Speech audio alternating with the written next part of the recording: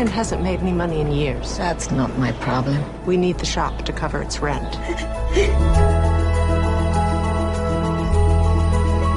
Our parents are involved in a business matter. It's getting ugly, so they're taking it out of us. Tony, you need to go home now.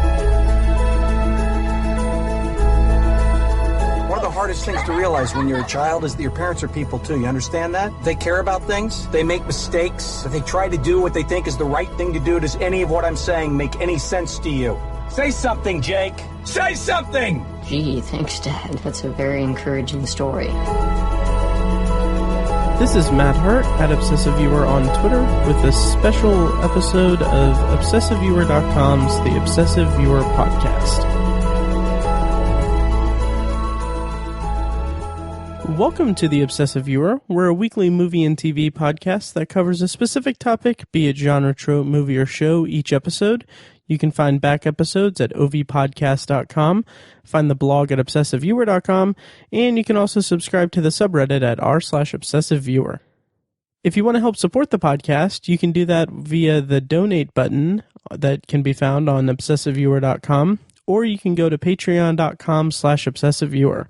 Or if you don't want to spend money, you can simply leave us a rating and a review on iTunes. It helps us out a ton.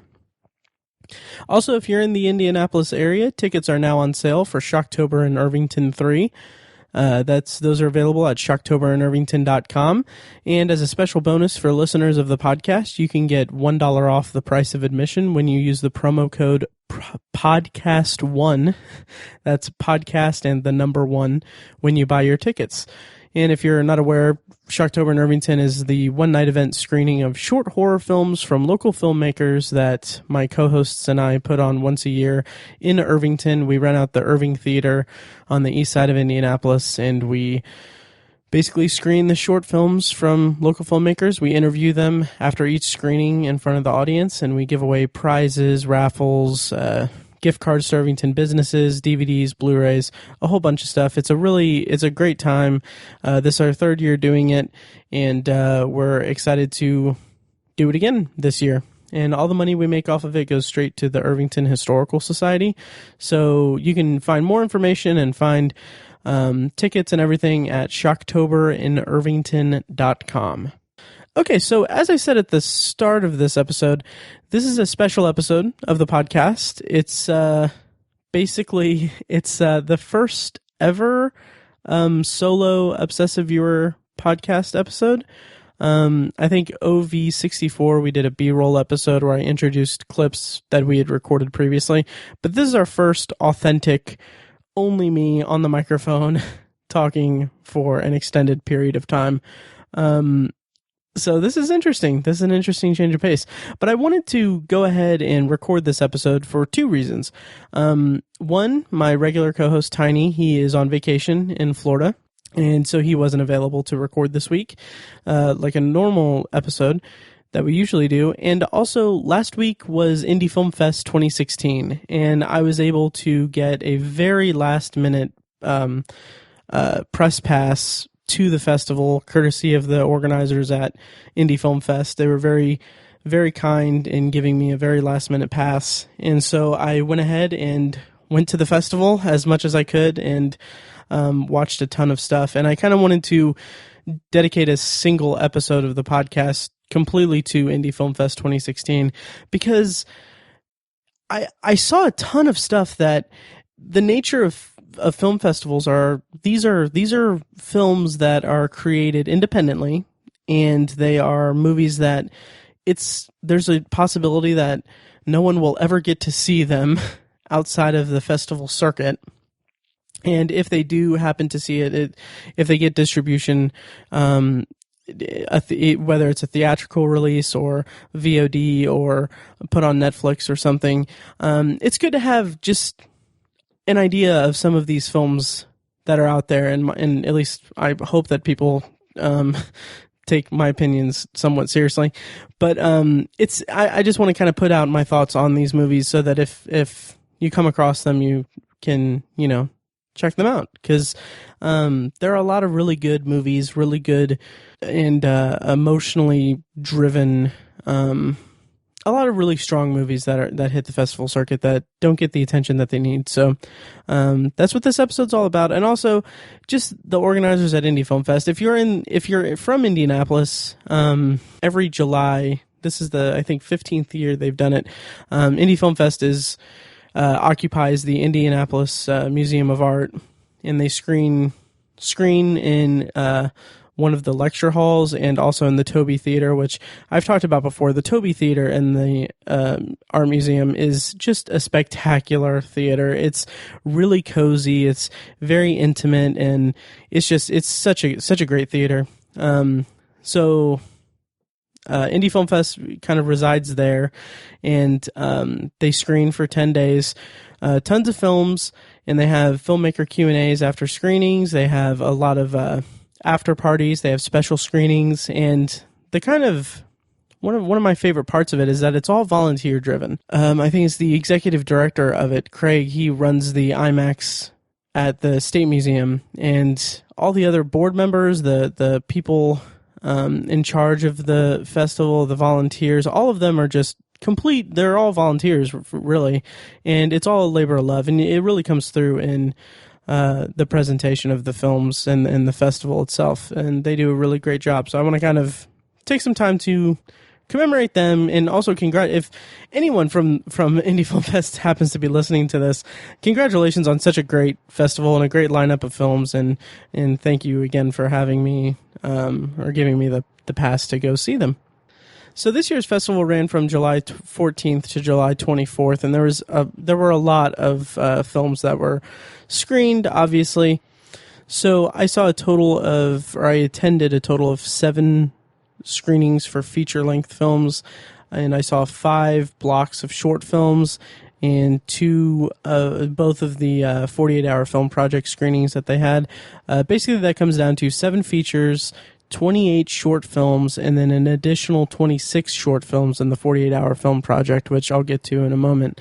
But of those 7 features, it included the opening night, award night, and closing night films that I got a chance to see. So I was very grateful to be able to check those out. And with the opening night, closing night, and awards night films, I was able to attend the after parties for those. And it was just such a blast, such a blast.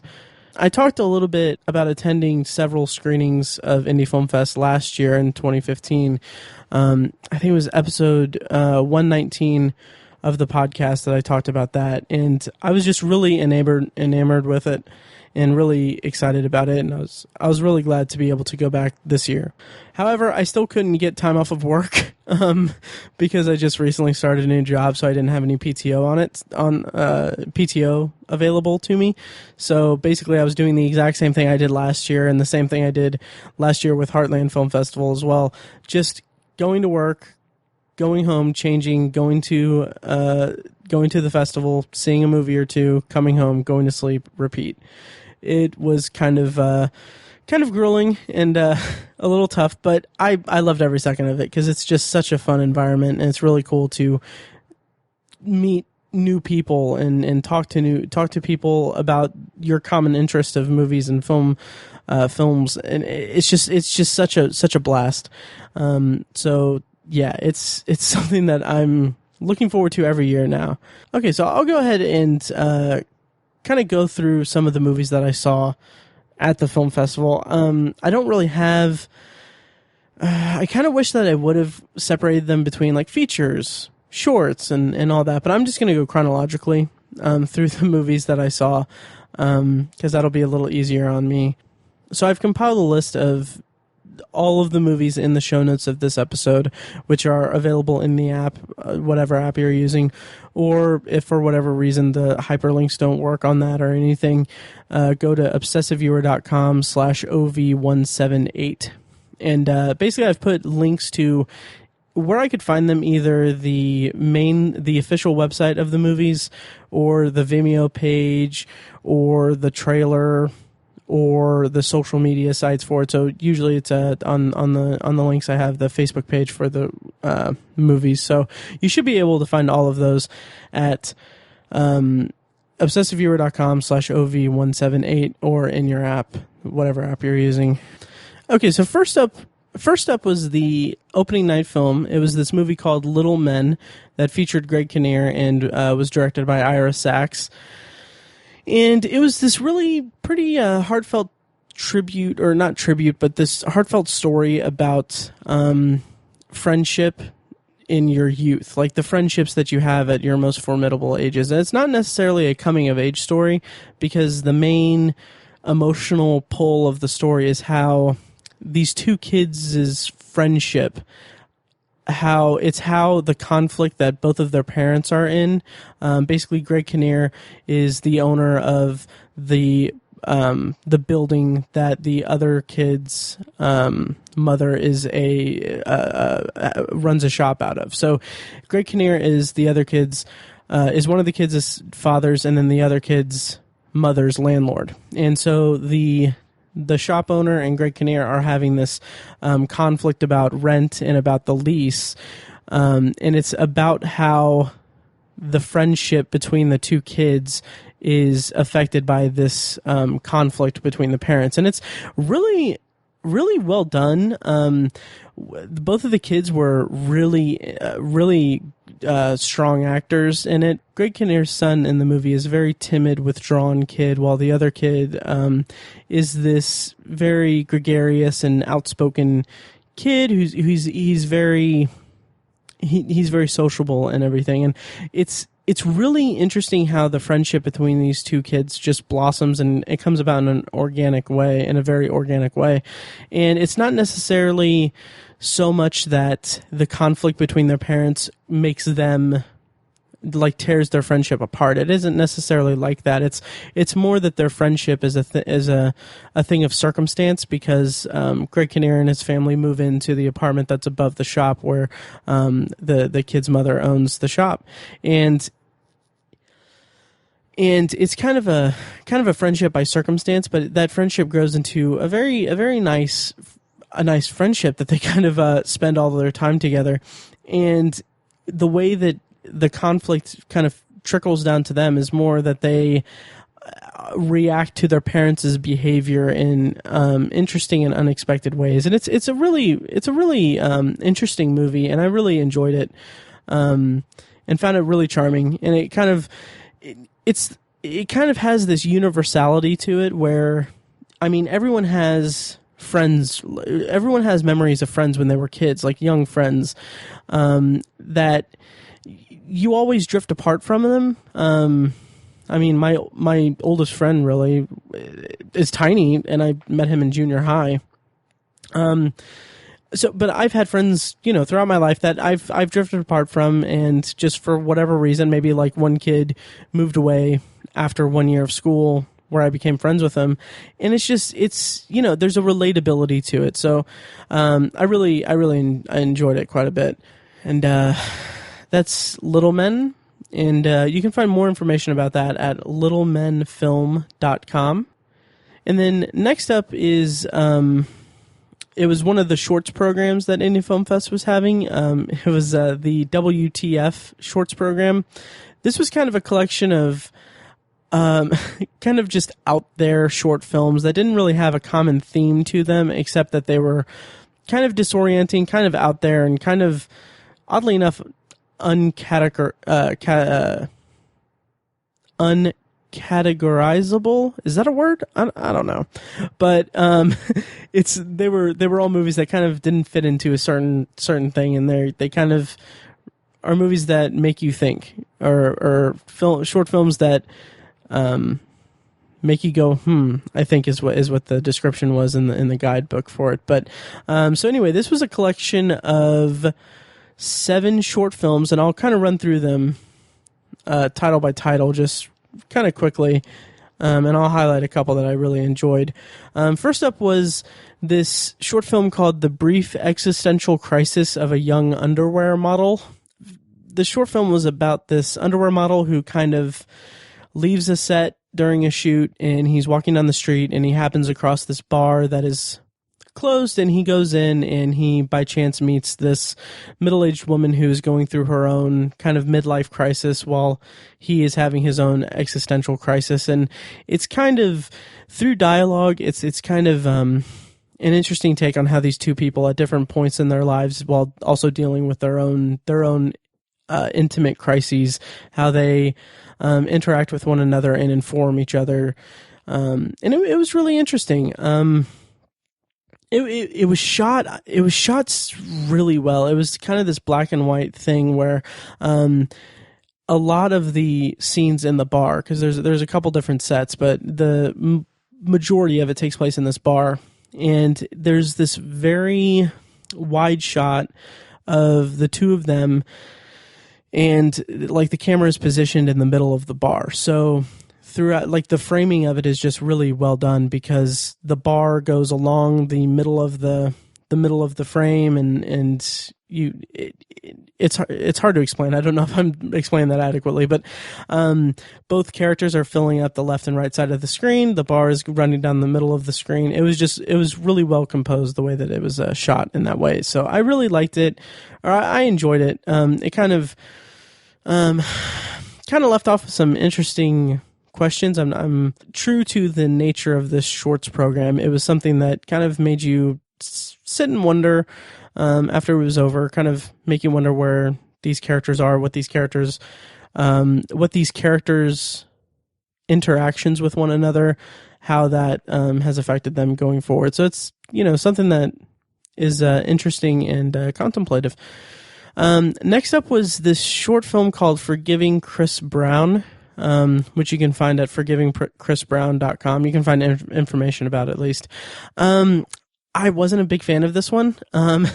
It's about a group of women who basically drug and confine a man to a chair in the desert, and it's a weird short film about women who are emotionally devastated after a breakup, or I don't know if they were necessarily abused physically, but what I got from it was that they were basically, it was a revenge tale about them taking revenge on their exes, or their ex in this movie, one of their exes in the movie, and about one of their the main woman's emotional struggle with taking the revenge or going through with it while still kind of remembering the good times of the relationship. So in that respect, I kind of liked it a little bit, but it was a little out there, a little weird. They kind of infused a little bit of pop culture into it. I guess that's how I would describe it. They refer to the guy as Chris Brown and the woman as Rihanna, and throughout the whole time, the man is like, "What are you talking about?" and saying her actual name, but they only address him as Chris Brown. It's kind of weird. It's kind of out there. I didn't like the way it ended. I don't know. I wasn't crazy about it. It was just kind of strange. But again, you can find more information about that at forgivingchrisbrown.com. And next up was, I don't know how to pronounce, Soy Chingon, aka I'm a Badass. It was this short documentary about the history of one of the Spanish language's most prolific curse words. It was kind of charming. It was charming. It was interesting. I wouldn't say that I would see a full length documentary about the subject, but I liked the way that it was incorporated, or the way that they handled this this subject in their short 9-minute film. You can find more information about that at facebook.com/soychingonshort. And next up was probably my favorite of the shorts block. It's just simply called B. You can find more information about it at facebook.com/owndrummovie. This was a really interesting and beautifully made movie. It was kind of I think it was a stop motion animated film about this woman, or this doll, who throughout the course of it, there's no dialogue throughout it, but throughout the course of it, it's about this woman hiding her homosexuality and kind of being told by society that she needs to find a man and be with a man, while kind of suppressing these homosexual urges that she has. And it's a really beautifully made movie with a really strong message about just being yourself and not wanting to conform to the pressures of society that you face, and to be true to yourself. It was really well done. I really liked the way it ended as well. Again, you can find more information about that at facebook.com/owndrummovie. Next up was Sexo Limpio, which means clean sex. It's a movie out of Mexico. It's a short film out of Mexico. It was interesting. It was about a woman who has kind of a cleaning fetish is the best way I could use to describe it. All of her sexual liaisons are become about her being clean or making everything clean, and she's kind of repulsed by the idea of grime and dirt and the dirty nature of sex. And it's interesting because it's about some of the relationships that she has and how she adapts to them in certain ways. It's at its heart, it's a really interesting story about how you can't really judge a person you're in a relationship with or the functionality of a relationship that you're in by what worked in past relationships. In that sense, it was communicated very well, and it was it was unique. I'll say that, and I enjoyed it. So next up was this short film called "What Happens in Your Brain If You See a German Word Like." And you can find more information about that at facebook.com/whathappensinyourbrain. And I thought it was well done, well made. It's kind of has this very long German word, and it breaks it down piece by piece, essentially. And as it breaks it down, it goes into different mechanics or different styles of film, or it kind of progresses throughout each definition in unique ways, filming-wise. But throughout it, I mean, it was 5 minutes long, and it was kind of wore on my patience just a little bit because it was kind of, I don't know, it was kind of a struggle. I didn't really care for it that much, but I appreciated what the style that it was done in and what they were going for. I could appreciate that. Finally, in the WTF Shorts block was this short film called 0M2, or I think 0 meters squared. It's about this guy who basically, it's this French movie, this French short film about this guy who moves into an apartment and finds that it's not quite what it seems, and that the entire block is strange in a certain way. And at its heart, it was unique. It was very unique and interesting, and I liked it quite a bit. But kind of at its heart was about how community sticks together and how people in less than, or in compromised positions, I'll put it that way, how they either lie to themselves, or they band together to make the best out of it. It was charming. It was charming. So that was the WTF Shorts block at Indy Film Fest 2016. And next up was a documentary that I saw that I want to pay special attention to. It was it's this documentary called The Invisible Patients. It was actually the Audience Award winner of Indie Film Fest 2016, and so deservedly so. I think I talked about it in the last episode, in the stinger of the last episode of The Obsessive Viewer. You can find more information about it at facebook.com/invisiblepatientsfilm. And I highly recommend doing that. I was incredibly emotionally affected by this. It resonated with me in such a huge, huge way.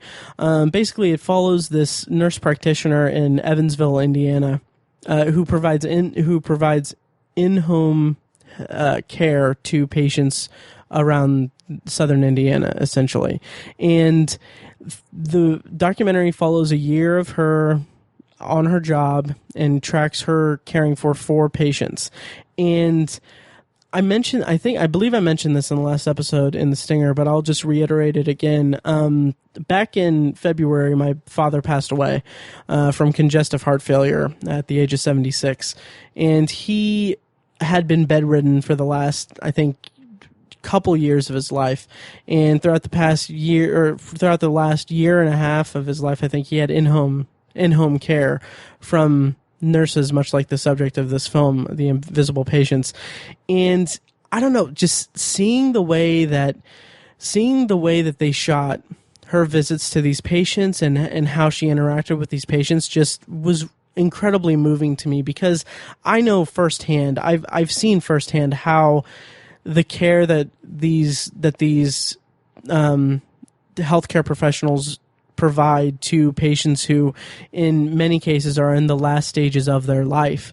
I've seen firsthand how important that is to patients and to people, and how those people can really affect the mood and the comfort level of a human being's final moments on Earth. And I have the utmost respect for anyone in this profession and anyone that can do what they do, because I saw firsthand how it affected my dad's mental health, my dad's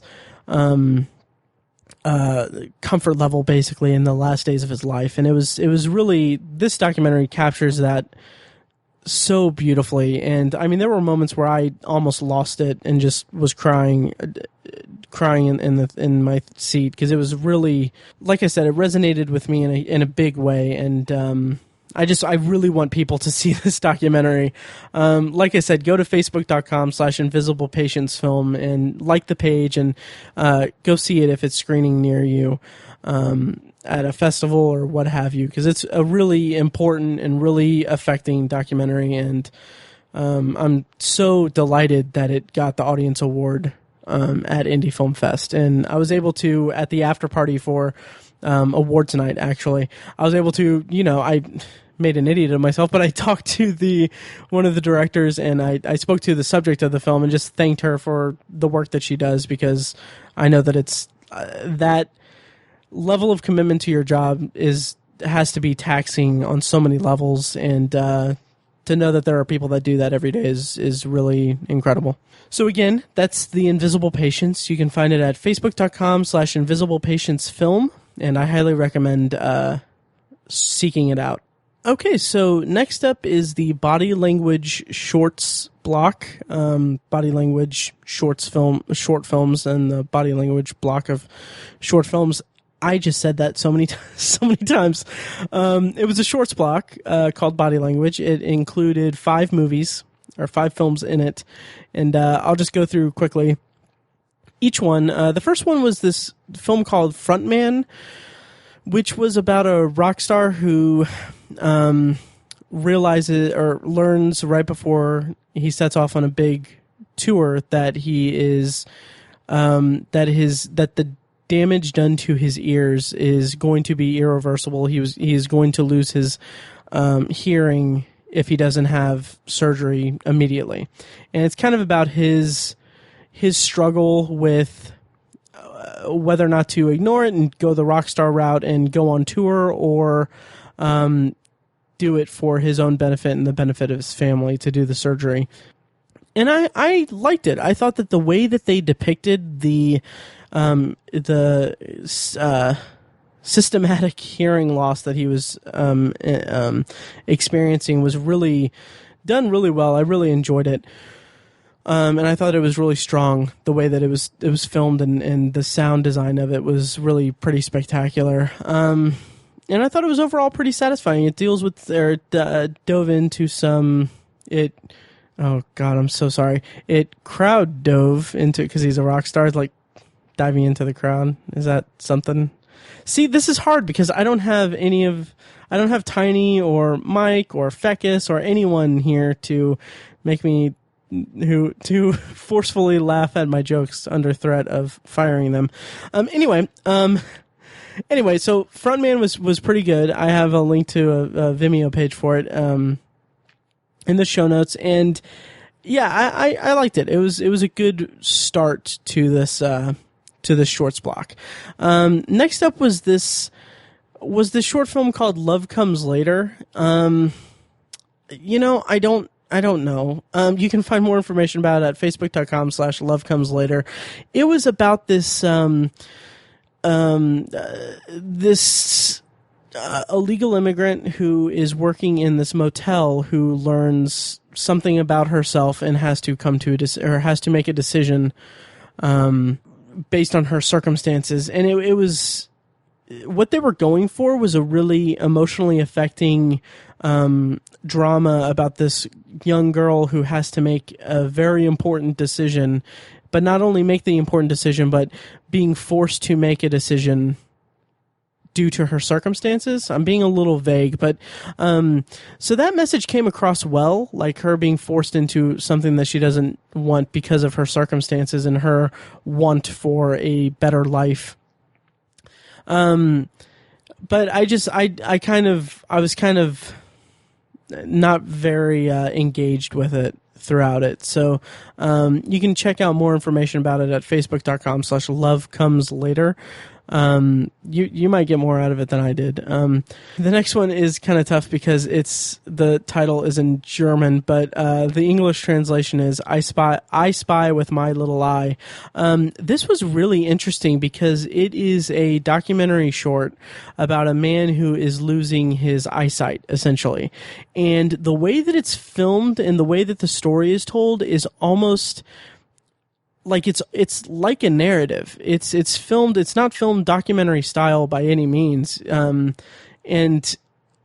the way that this is going to come across weird, but the way that the subject carries himself throughout the documentary makes it feel like it's a narrative fiction film. And the way that the camera, like they use different techniques with the lenses to show us his POV, his perspective, and how his eyesight is, like he's losing 95% of his eyesight. And it terrified me because that would be absolutely just terrifying to me to lose one of my senses. And it was really quite beautiful. I really enjoyed it. Unfortunately, I couldn't find like a website for it. But I have a link to Indy Film Fest's page for it. But yeah, it was really good. It's called I Spy with My Little Eye, in German. That's the English translation. But it was really affecting.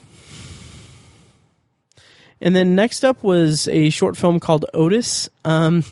So last year on my I think it was OV179 or 119, but I talked about Indy Film Fest 2015, and in it I talked about a short film by the name of The Thin Brothers Visit Room 2 something, I can't remember the number, 213 I think, or 217. No, that's the number from 217 is the room number in The Shining, the book.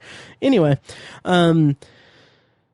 so The Thin Brothers was a short film that I didn't particularly care for. I was pretty harsh on it in that episode, actually, and I don't remember, like, in retrospect, I didn't dislike it that much as as far away as I've gotten from it, I didn't dislike it as much. I think I focused so much on the negative that I kind of buried the lead on the positive. The positive was that it was an interesting mesh of different genres, and it kind of at the end became this kind of Hitman Tarantino-esque film. So anyway, I say that because one of the directors of that, I think it was two directors or it might be one director, but anyway, he came back with this short film called Otis. Matthew Lewandowski. You can find more information about this at facebook.com/tugboatpictures, which it's funny because I tried to look up tugboat pictures, and I Googled tugboat pictures, and it came back with pictures of tugboats. But anyway, Otis is about a man who is at work, and then he realizes he really needs to go to the bathroom. And so it's a short 4-minute film where he is on his way to the bathroom, and the worst thing that could happen to him happens to him. And it's it's really quite funny and hilarious, and it leads up to a really well-deserved ending that has really had me laughing quite a bit. And in this block of short films, it was a good bit of levity, because I just watched a documentary about a guy losing his eyesight, and I saw this short film about a guy losing his hearing, and to see this guy losing his piss, or to see this guy hurrying to get to a restroom, was really a nice break from the seriousness of it. So I enjoyed that. It was called Otis, and again, you can find more information about it at facebook.com/tugboatpictures. And finally, to round out this documentary, or this shorts block, was a short film that was made by ESPN and 538.com. It's called The Dean Scream, and it's a documentary about Howard Dean's famous scream in one of his speeches that became kind of a meme, or kind of it went viral, and was kind of the death knell of his, I think it was 2004 presidential campaign. And this was really interesting because I'm not a very political person, or I'm not a political junkie by any means, but it was really interesting to see the insight into what led up to this infamous scream, or this infamous speech that he gave. And it was really interesting to see both that and the fallout of it, and also to see how the news media reacted to it, as it was, I think it was like the first political thing to go viral or something. And it was really interesting in that respect. And it was also, it resonated today, like with sensibilities today. It was interesting to see this piece of history from so many years ago that, today, it's interesting to see our current political landscape be so, like, to see someone's campaign implode because they went on stage and had so much enthusiasm and did a ridiculously weird scream. To see someone's campaign implode at that point, or to end at that point, and then to kind of juxtapose that, the short doesn't reference anything about what's going on today in our current political system, but to think about that in like today, while we're in the midst of everything that's going on in politics now with the current presidential election, was really interesting. So it was really interesting to watch this short film at this time, and at this point. And it was well done. I really enjoyed it. It's called The Dean Scream, and I have a link to it at in the show notes that you can find more information about it at 538.com. And next up is another shorts program. It's called Giggle Fits. It was kind of a comedy shorts program, which actually featured, and I'll get to this in a moment, it featured Rye Manhattan, Michael Goldberg, and Dave Chan's short film that they talked about when they were guests on the podcast some time ago. So I was really glad to finally be able to get to see that short film. But I'll save that for last because it was the last in the shorts block. The first one, though, was the short film called First Time, which was a really unique take on, or it was a really interesting done short film in that it was this guy recounting his first time having sex. And it kind of goes through several different iterations of it. But what's on screen are scenes from famous scenes from movies of, I would assume, his childhood. And like there's Fast Times at Ridgemont High. There's oh wow, I'm completely blank. It's been such a long week and everything. But the one that stood out is Fast Times at Ridgemont High. I think The Breakfast Club is in there too, and it just kind of keeps rewinding, kind of VHS style. And it rewinds to another iteration of it, and it was really humorous. It was enjoyable. I liked it a lot. Unfortunately, I couldn't find a link to anything online about it. But it was called First Time. It was directed by Steve Summers, and I enjoyed it. Next up is The Poets, and this one was was pretty charming. It's about two poets who sit at a coffee shop, and they're it's implied that they are in a class with a noteworthy instructor who they've been paired up to work on a poem together. And it's their conversation at this coffee shop, and just the back and forth is really enjoyable. It's a lot of fun. It's quite cute and charming. But you can find more information about that at Sean Gannett, SeanGannet.com/poets. And next up was Bacon and God's Wrath, which actually got the documentary short award, Best of the Fest award, I believe. And it was a documentary short about an elderly woman who was born Jewish and raised Jewish. And it's about her quest to eat bacon for the first time. And kind of goes into some interesting stuff about her faith and her ideology and her religious outlook and how it's changed considerably over time, and all leads to her trying bacon for the first time. It was interesting. It was good. I liked it.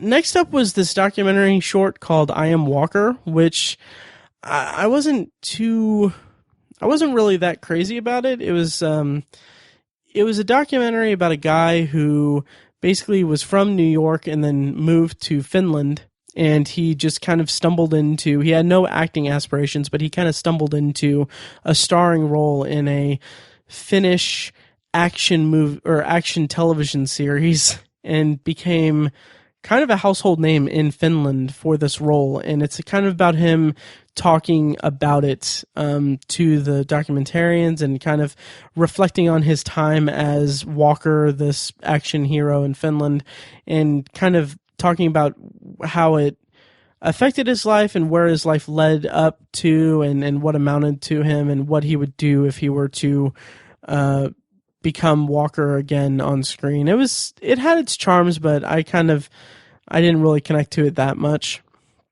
Next up is this short film called King of Baskets. It's this one was really unique. It was kind of film documentary style, but it was clearly a narrative. But it's about this guy who is the head of a basket manufacturing company, and he's like the world's youngest basket billionaire or something ridiculous like that. And the performance of the lead actor, it's kind of hard to pin down. It's kind of strange because he is so going for it and he's doing a great job and he is so energetic, and it's at times if he wasn't so charismatic and if the writing wasn't so strong, it would be really overbearing. But there's such a good balance between his performance, his energy level, and the narrative and the length of the short film. It was, I don't know. I was pretty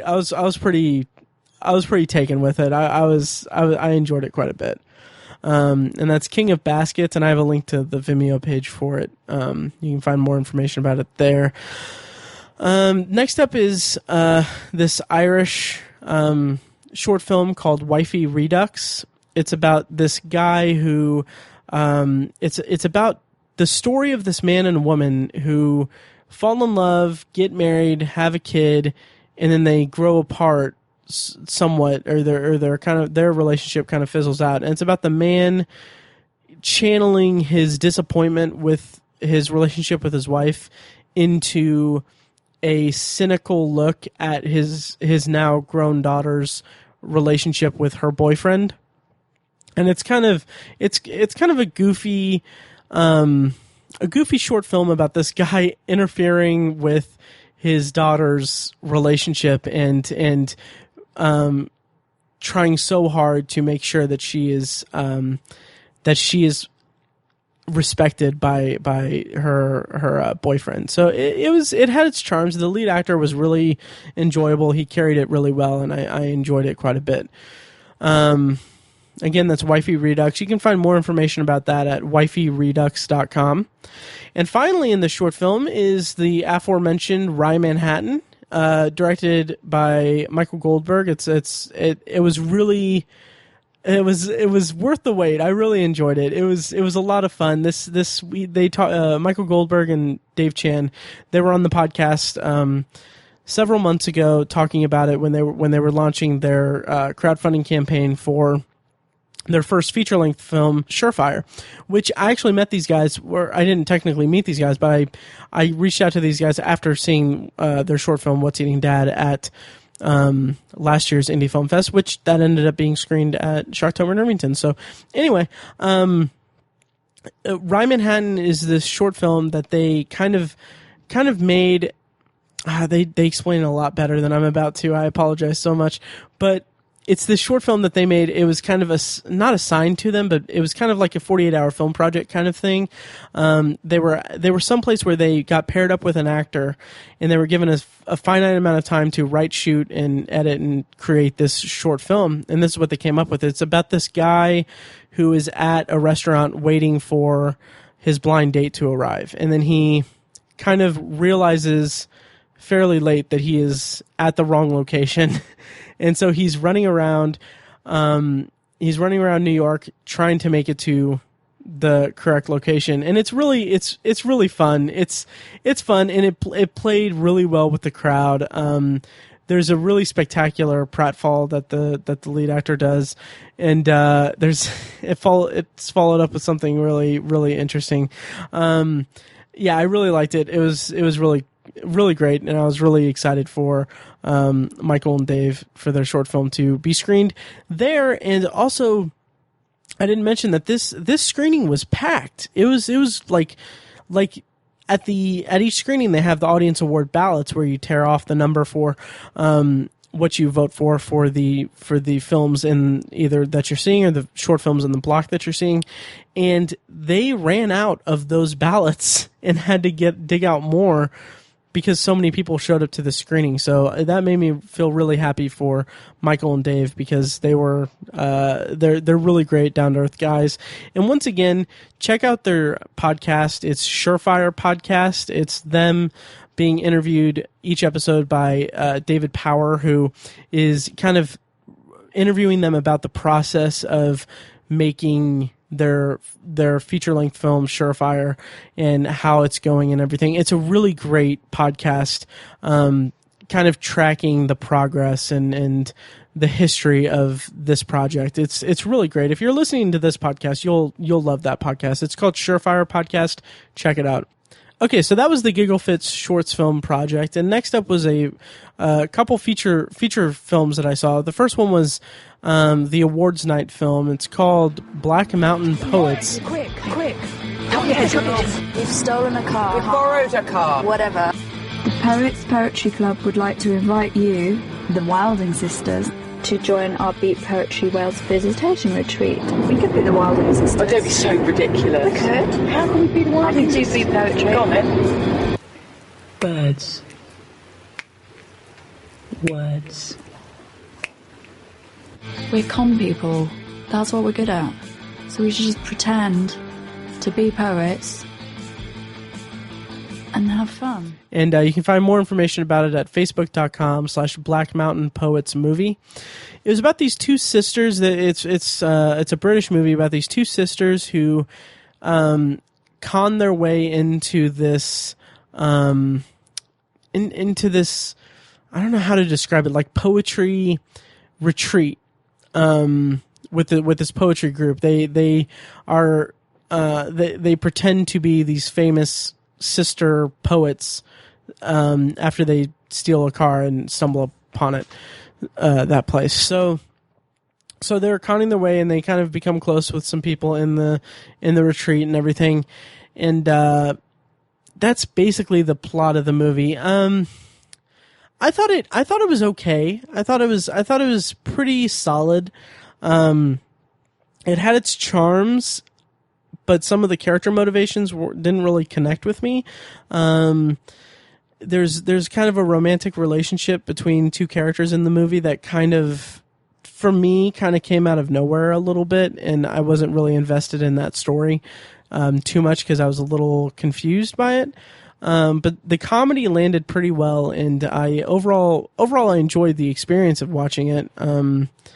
But it wasn't really my cup of tea, so you might enjoy it more if you check it out. It's at more information about it can be found at facebook.com/blackmountainpoetsmovie. Okay, next up is a feature film. Wow. Next up is a feature that I saw called West of Her. You can find more information about it at facebook.com/westofherfilm. It's about this guy who basically gets paired up by this mysterious organization with this woman who basically it's kind of confusing. Like, this mysterious organization places these strange philosophical tiles on streets across the country. So he is kind of initiated into this organization by being paired up with this woman. And the movie is all about how they interact with each other as they're doing this thing, going cross country to do this thing for this mysterious organization or this mysterious entity. I don't know what you would call it. So it's about their growth as people and what brought them to this strange lifestyle and how they inform each other's life, basically. It was pretty okay. I thought it was just pretty okay. I kind of was a little disappointed in the mystery of what they were doing, basically. I wasn't really given that much to go on about what exactly it is that they were doing. Like I said, they're just putting tiles on streets with these philosophical messages on them, and it's supposed to spread kind of a peaceful message, I guess, but I didn't really get much out of it throughout it. However, the performances were quite good, and the storyline between, or the I guess the plot between the two characters and their growth as characters together was handled quite well, and I liked where it ended up. It kind of didn't go a standard indie romantic drama route by any means. It kind of brought the characters first and did what was best for the characters more than anything, and that's something that I really appreciated about it. But the actual overall plot, I wasn't too keen on, really, but I still enjoyed it in its own right. Okay, so next up is another shorts program. It's called Sci of Relief. This one I was really looking forward to, and I was really excited about because it was all science fiction, and I'm kind of a sucker for that genre. So the first one was All Your Favorite Shows. This was a short film about this kid. It's like this animated short film about this kid who is always how this kid is obsessed with screens, like with watching movies and TV, and so it's him seeing the world through the lens of film and TV. So it's basically intercuts between this not crudely drawn, but this kind of shaky animation style of this kid with a screen, and then when it's taken away, he's seeing like flashes of like frames of different movies as it progresses. So like he's in a car, so the short film cuts to an exterior shot of the car. You see the animated car, and then as it moves across the screen, you see the entire frame just switches to single, like a few frames of certain movies with cars, and it's like the car is moving across the screen through different frames of different movies with the vehicle in the position that the vehicle in the animated short is, if that makes sense. It was really executed really well, and I have a link in the show notes where you can watch the entire feature or the entire short on it at facebook.com/future shorts 1. That's where the link is located. Go to the link in the show notes for the actual link to the video. But anyway, I really dug it. I really liked it. It's called All Your Favorite Shows. I really liked it. Next up was one I wasn't too keen on. It was this Italian short film called Kane's Shadow. It's kind of this Seven-esque detective story about kids that are being abducted, and I don't know, it was kind of bizarre, and it didn't really do much for me. It kind of by the end, it kind of went off the rails, and I didn't really dig it that much. So yeah, that was unfortunate. The next one is called Inferno, and that one also didn't do much for me. It was this German film that's about this guy speaking to a therapist, essentially, about a dream that he had, and they're kind of talking through the dream, and it's intercut with shots of what it was like in the dream, essentially, and his emotions in it. And I appreciated what they were going for. I really do. And I thought that it was done well enough, but it still didn't do much for me, or didn't resonate with me in any meaningful way. Finally, this was my favorite one in this shorts program. It was called Cryo. It was this 30-minute German short film, which you can find more information of. You can find more information about it at facebook.com/cryofilm. That's cryo spelled Kryo. So the whole idea of this short film is that it's a couple, a man and a woman, who it's in a world where there exists the technology to cryogenically freeze yourself, essentially. So the woman is dying of cancer, and so the husband decides to freeze her and himself, and then so they can wake up and she will be healed and they could be together. The problem is that they wake up in a room where everyone has abandoned everything. They can't find anyone, and it's a really, really interesting short film, and I would love to see it expanded into a feature-length film, because it was really well done, and I really dug that. It was a lot of good character stuff about between the two, and about love, and about what it means to honor your loved one, or what it means to do what's best for your loved one, when it may not mean what's best for you or what you want it to be. So that was something I really, really liked and really appreciated, and I really liked it. Again, you can find more information about that at facebook.com/cryofilm. That's cryo with a K. Okay, next up is kind of a long one. So this year at Indy Film Fest was the first year that the festival handled the 48-hour film project.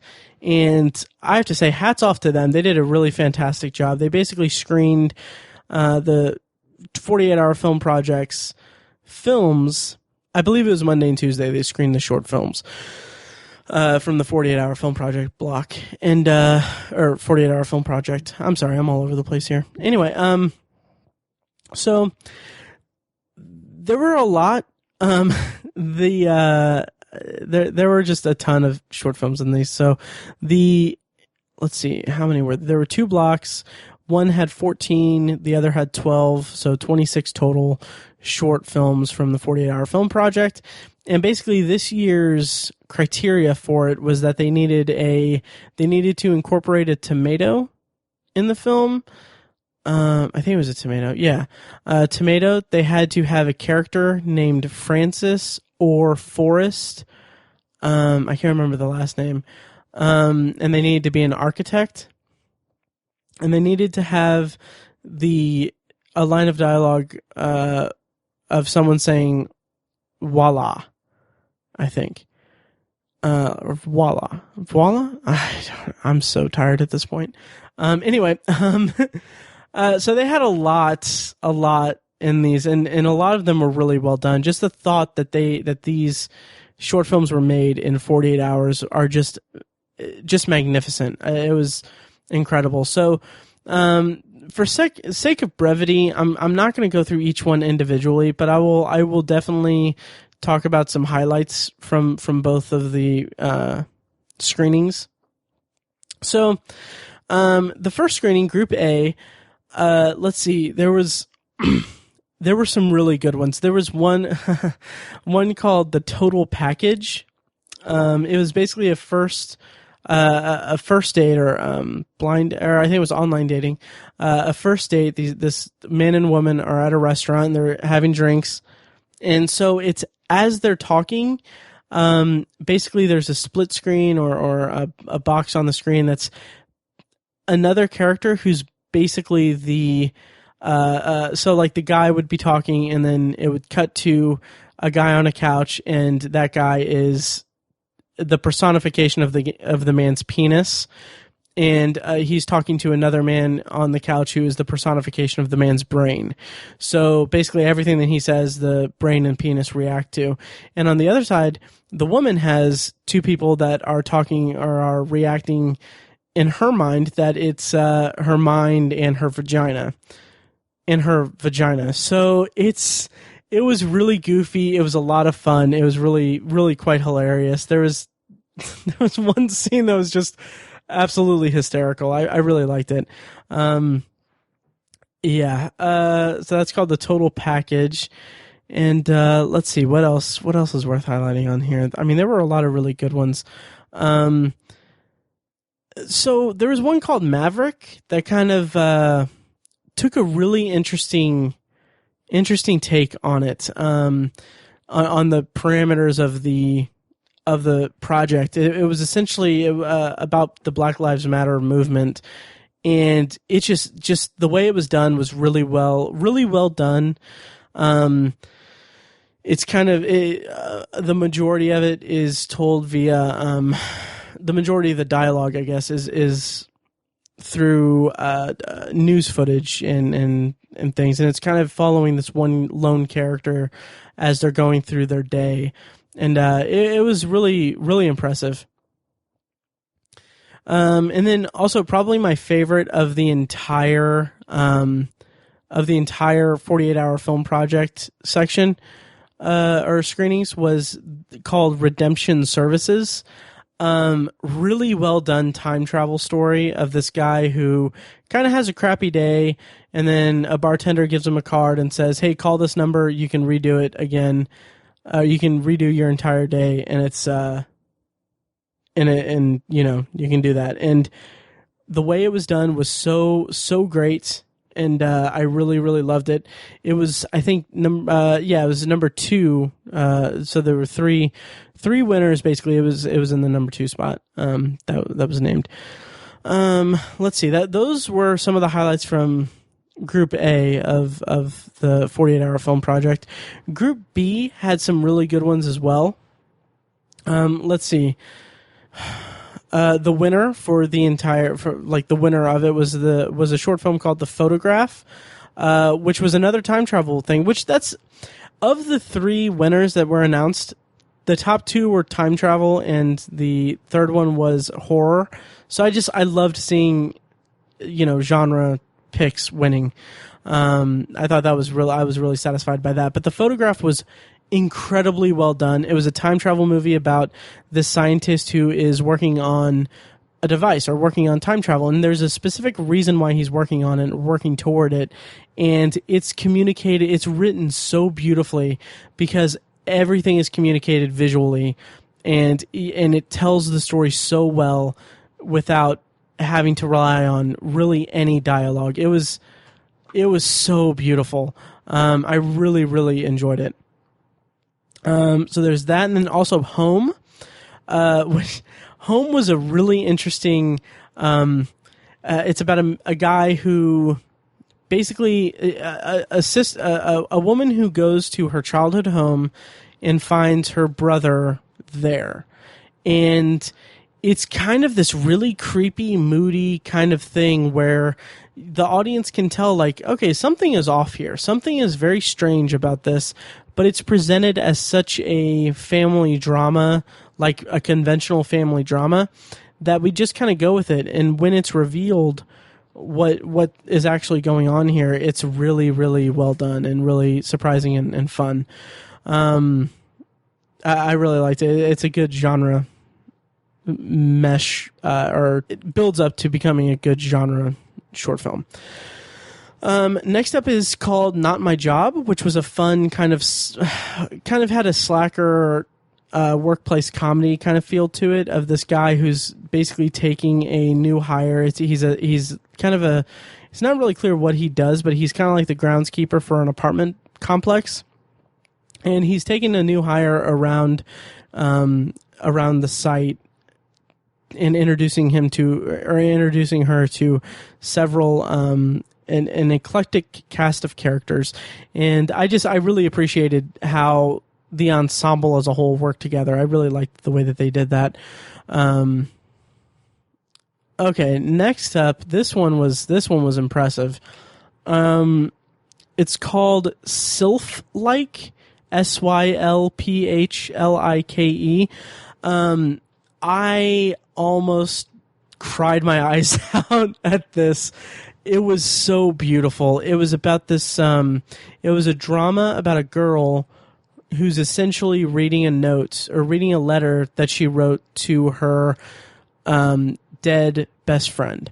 And the entire movie is told through just shots of like memories of the friend and everything. And oh my God, it was really well done. It really had a lot of heart and was really just incredible.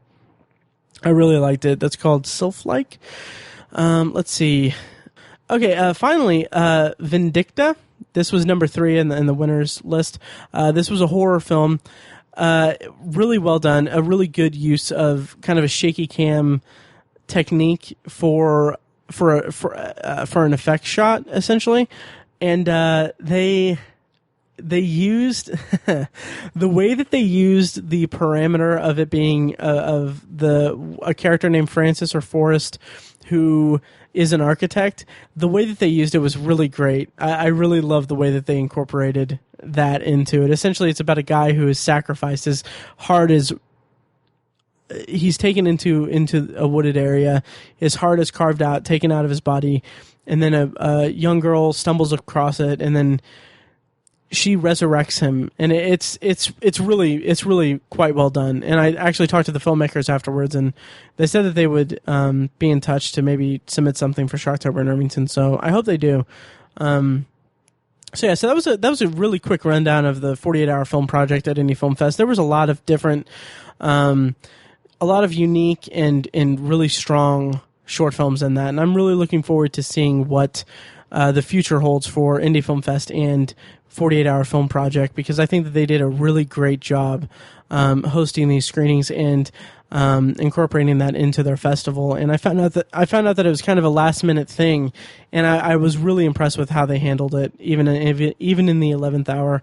And I feel like the 48-hour film project and what it's all about is really conducive to what Indy Film Fest's mission statement is, essentially, or what their thesis statement is. So I'm really looking forward to seeing what comes of it in years to come. Okay, I promise I'm almost done, guys. So the next section I have to talk about is another shorts block. It was the Creep Up Shorts program. These were kind of more creepy, atmospheric, or horror specific short films. So I was really looking forward to this because, I mean, I love horror. I have Shocktober in Irvington coming up, which, again, check out shocktoberinirvington.com. So anyway, the first one okay, so the first one was kind of spectacular. It's called Greener Grass. It's not a horror. It's not horror. It's more, I don't know how to characterize it. It starts with two women sitting in stands watching their kids play soccer on a soccer team, and one of them has a baby, and then it's such a weird short film in the best way. They basically are chatting, and then what worked so well about Greener Grass is that everything about it was weird. Like, it wasn't like one character is acting weird, but it's like everyone in the world is weird. It kind of had a Twilight Zone vibe in that respect. But essentially, I'll give away the first part of it. One woman is holding a baby, the other isn't, and then they're talking, and then the other woman says, oh, hey, you have a baby. I didn't notice. And then the other one's like, yeah, I know. Yeah, I just got it or whatever. And that's essentially what she's saying. I'm not being an idiot. That's actually what she's saying. I'm not being disrespectful to parents or anything. That's part of the dialogue, and it played really well. And then the woman that doesn't have the baby is like, oh, wow, I love him. He's great. And then the other one says, oh, do you want him? And so it's weird because that's not like the main plot of the short. It's just a jumping off point to establish the weirdness of this world that we're in for this short 15-minute film. And it's played so well. Like, everyone plays it straight, as they're doing and reacting in these weird ways. And it's so bizarre, and it had one of my favorite lines of anything that I've seen ever, maybe, or anything that I've seen this year. It had one of my favorite lines of dialogue. Essentially, at a certain point in the movie, one character says to the other, hey, I don't mean to be an Indian giver, but seeing as how my only child is now a dog, do you think maybe I could have the baby I gave to you back? And just out of context, that's the most absurd and weird and amazing line of dialogue, and it's really well done. I really liked it. You can find more information about it at gulpsplash.com, or go to facebook.com/gulpsplash, GULPSPLASH. As far as I can tell, Gulp Splash is kind of this female-driven filmmaking enterprise, essentially, or group, or company. I'm not sure, but I really dug this one. I really liked it a lot. It's called Greener Grass. If you get a chance to see it, check it out. Okay, and next up was a short film called Roadside Assistance. It was pretty good. It was about a woman who gets picked up by a guy, and neither one of them are who they say they are, or are up to what they say they're up to. So it's this interesting dichotomy between the two, where they're kind of talking, but they both know that the other one is not being truthful. And it goes some surprising places. It didn't really connect with me all that much, but I respected what was done in it. I respect what they were doing, what they were going for. And I thought it was done quite well on a technical level. So, yeah, that's called Roadside Assistance. And I have the Vimeo link to the director's Vimeo page on the show notes. Next up was this German short film called Clowns, with a Z.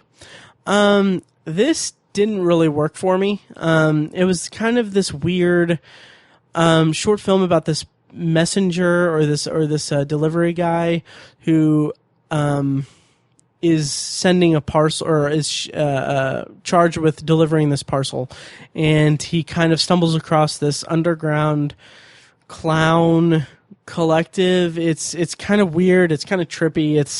It's creepy, and kind of has some fantastical elements to it that I kind of appreciated, but it was a little strange for me. Next up is this short film called Homeful Bliss. It was from it's this Dutch film from Belgium. Was this Dutch film called Homeful Bliss? You can find. I have a link to the Facebook page in the show notes, but I liked it quite a bit. I liked it in theory. It felt like a Black Mirror episode. Basically, this guy comes home from work, essentially, and it's revealed that it's his birthday, and his family is there, and they have kind of a birthday party. And throughout the entire runtime, you can kind of tell there's something strange about this entire thing, and it's not revealed until the end, and I won't give it away, but that ending just smacks of like, this feels like Black Mirror, and I love that because I love Black Mirror, so I liked what they did with that. And finally, the last short film in this block is called Sanja Sang. I can't remember how to pronounce it. It's a Spanish film from Mexico. So I loved it in theory, actually, or I loved the concept of it. It's about this woman who is obsessed with horror, who her significant other doesn't really care about the genre. And so she's constantly seeking out these really disturbing horror movies, and he's kind of like writing them off. So she gets this exclusive invitation, or she stumbles across this screening for this short film, or this horror film, I should say. And when she goes to it, she realizes something is wrong, or she learns that something's wrong. And it's kind of a snuff film kind of thing.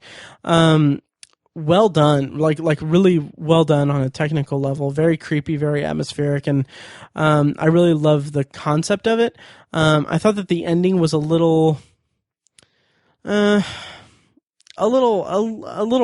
I not rough like content wise, just characters make choices that kind of felt more necessitated by runtime than it did by actual motivation. And I kind of think that the short film would have benefited more from someone, or from more time in a certain dilemma for the characters. But like I said, I really dug the concept of it and most of the execution. Okay, so I have 3 more films to talk about. First up is All the Wrong Friends, which I saw Wednesday night. And actually, one of the filmmakers were there, and he introduced himself, and I actually need to respond to his email because I'm hoping to have him on the podcast at some point.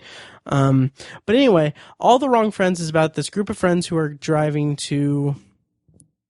All the Wrong Friends is about this group of friends that are driving to a music festival, and then they get sidetracked by one of their friends wanting to stop by a house, and then it leads to them having to cover up a murder.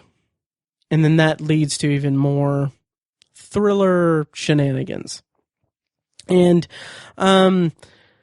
what's interesting about this movie is that it was kind of the flagship movie for Southern Methodist University, their summer film production program.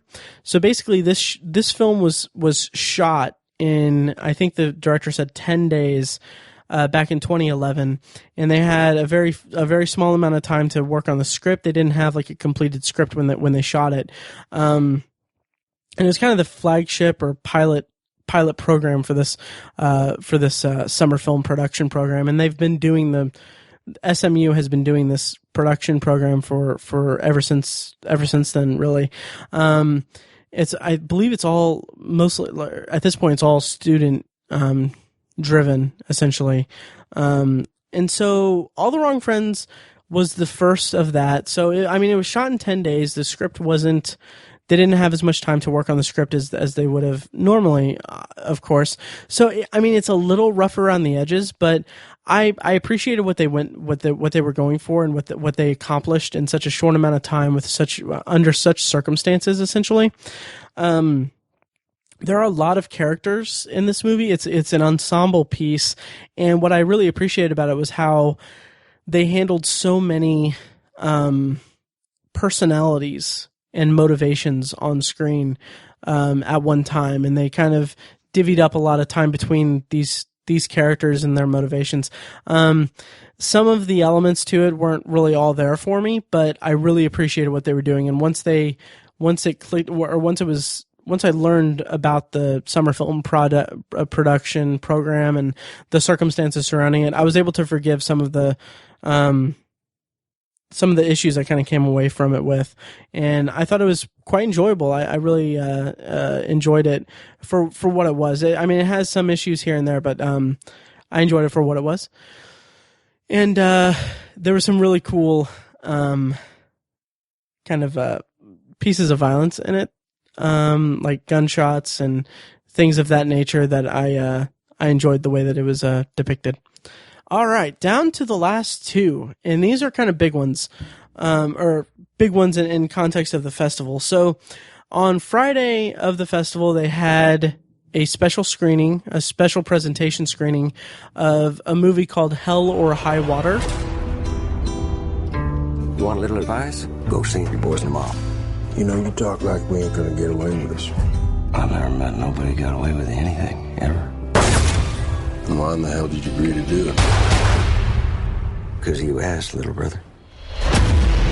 Mama, take shot for me. I think I got these boys figured. He's got no record. He's never been arrested. He don't fit the bill, Marcus. You may be hearing a lot of things about me and your uncle. It's getting dark, too dark to see. Whatever I hear, I won't believe. No, you believe it. I did all of it. Feel like knocking on heaven's door. Love you, Toby. Mean it. I love you too.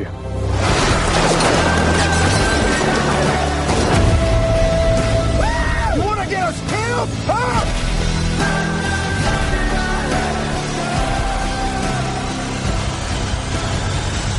This movie stars Chris Pine, Ben Foster, Jeff Bridges, Gil Birmingham, a notable character actor who was at the screening and had a really interesting Q&A afterwards.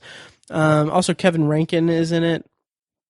And it's about these two brothers in Texas who are robbing banks in order to get money to pay off the bank, to pay off their deceased mother's loans on her land so that they can keep their property. And it's kind of a modern day Western, kind of shoot 'em up caper, not necessarily shoot 'em up caper, but kind of a caper. And what I really liked about it is that Ben Foster and Chris Pine are the two brothers, and then Jeff Bridges and Gil Birmingham are the sheriffs and deputies who are on the case and following the brothers around. So you get a good mix of both sides of the story. And what I found really interesting about it and really unique about it is that neither one of them, no one in that scenario are necessarily the antagonist of it. You still root for both sides of it. Like, you understand where the brothers are coming from, and you understand that the law enforcement are just doing their jobs. And really the antagonist of the movie is the bank. And it kind of goes into some of the financial issues and economic issues that are facing that a lot of people are facing today. It's kind of a fight the power, fight the man, fight the financial institutions that are kind of holding people by their throats. So I really, really liked that a lot. And I really liked the movie overall. I thought it was really spectacularly well done. You can find more information about it at hellorhighwater.com. And it also has some things to say about Native Americans and their place in our society today and how they're viewed. It's kind of lightly peppered in throughout the whole movie, but it's done quite well. And Gil Birmingham spoke really eloquently and beautifully about the story of the movie and how it impacted him and how it resonated with him both as a Native American and as someone who grew up in whose father was in law enforcement. So it was really well done on that front and handled really well. Yeah, I really liked it. I really did. You can find more information at Hell or High Water. I believe .com or .movie. I haven't seen that URL extension much, but Hell or High Water .movie will take you there. Also, it's in the show notes as well. Final film of the film festival that I saw was the closing night film called Morris from America. I know you might be still mad at me by bringing us here. One day, you lighting the hip-hop world on fire, collecting all your Source Awards, and thank me. Source Awards? Is that as far as I get in your dream? All right, you're right. Can I get a Grammy or something? Yeah. Let me get some claps, y'all. Yeah. Hey! Wie heißt du? Morris. I'm Catherine.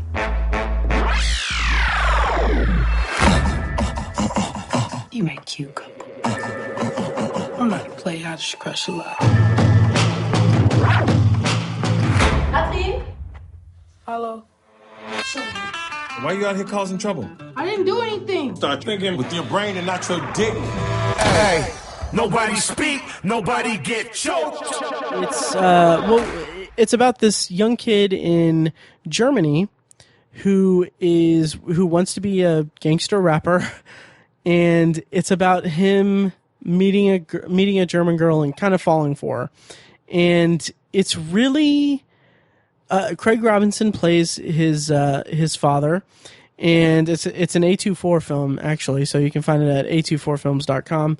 And I enjoyed it quite a bit. I thought that it was really good. I don't know if this was intentional on the festival's part, but I like that their opening and closing film were like very strong child actor driven films. And this one's no exception or no different than that, because it's a charming coming of age story about this kid who is kind of finding himself, and he's really influenced by rap, and he wants to. His identity is that he's a rapper, but it's kind of part of it is kind of that he's more. He's struggling to find his own voice as a rapper. I kind of wish that they would have handled that a little more, that aspect of the story a little more. But it's both that, and it's about his first crush, his first love, essentially, of this German girl. And it's I thought it was very charming, and Craig Robinson plays a good dad in it. So I enjoyed it. I enjoyed it quite a bit. It's called Morris from America. And I liked it. Okay, so I've been talking a lot, and I don't... you would think that since I have a solo side project podcast called Anthology, which you can find at anthologypod.com, I would be more used to this, but I'm kind of flying by the seat of my pants, so I don't really have thorough notes like I do for Anthology, so I apologize if it seemed a little sporadic. But anyway... thank you guys for indulging me. That's basically my rundown of Indie Film Fest, the movies that I saw, and the movies I recommend you guys checking out if you have the opportunity.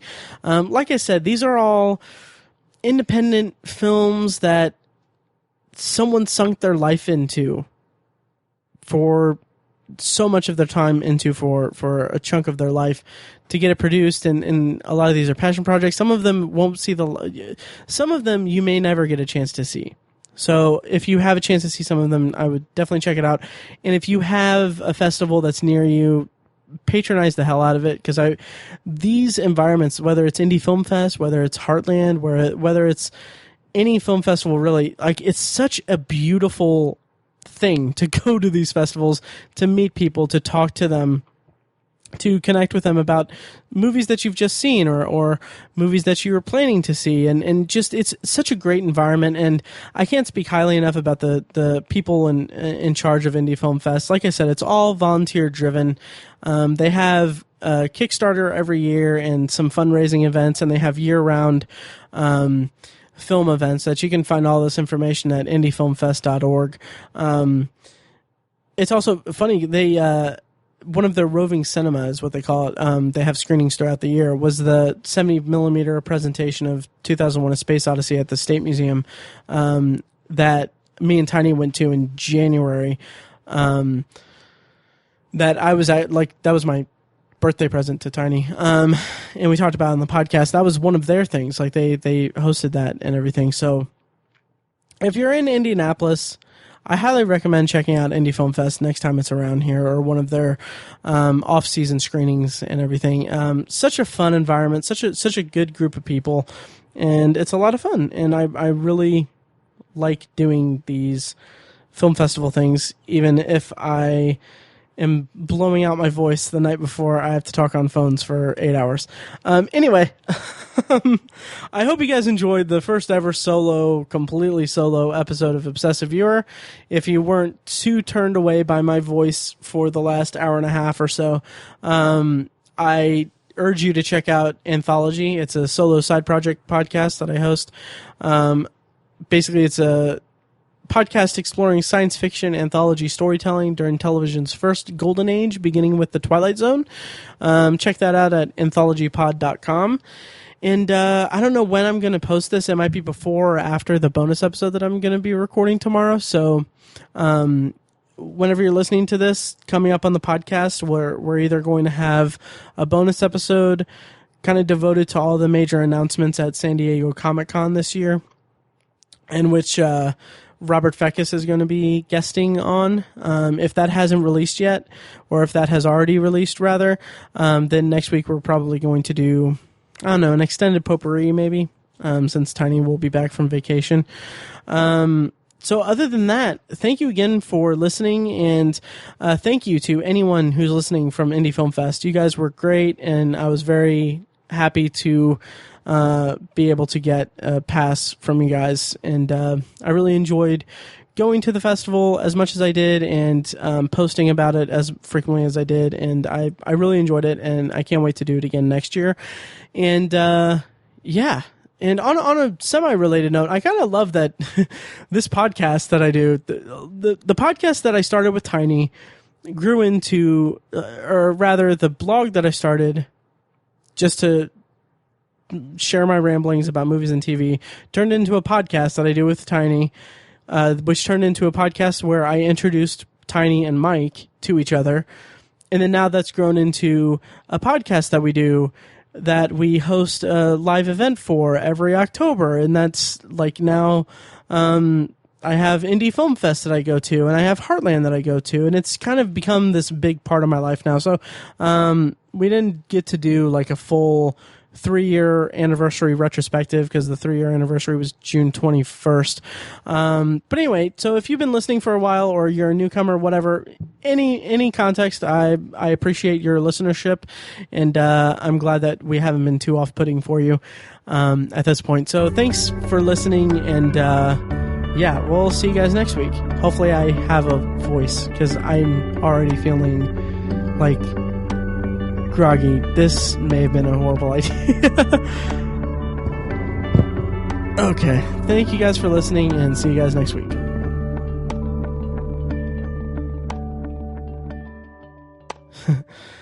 I have my Evernote Chromecasted or casting to the screen on my TV, and my cat is freaking out because I'm scrolling. Like, she's propped up and staring at the screen on my TV. That's funny. Pizza roll. Anyway, okay. Finally, the last. Thank you for listening to The Obsessive Viewer, presented by ObsessiveViewer.com. You can find more of our episodes at ovpodcast.com, and you can subscribe to the show on iTunes, Stitcher, or your preferred podcast app. The Obsessive Viewer's theme song is An Eclipse of Events and is provided by Loudlike from their EP Mistakes We Must Make. You can find that and more great music from them on iTunes, and like their Facebook page at facebook.com/loudlikemusic. Any and all feedback on the podcast is encouraged.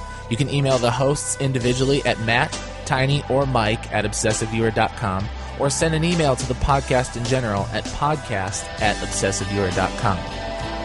Check out the Obsessive Viewer blog at obsessiveviewer.com, where we post movie and TV reviews and the occasional editorial about the business of entertainment. You can also like us on Facebook at facebook.com/theobsessiveviewer, and follow us on Twitter at obsessiveviewer, at obsessivetiny, and at IamMikeWhite. If you want more obsessive content in your life, check out our sister site, obsessivebooknerd.com, for book reviews, author spotlights, and a general celebration of reading. Finally, if you're philosophically curious, check out Tiny's side project podcast, The Secular Perspective, which explores the concepts of faith, religion, and existence from the perspective of secular hosts. You can find that at thesecularperspective.com, and subscribe to the podcast on the podcatcher of your choice. Again, thank you so much for listening. We love you. Be excellent to each other.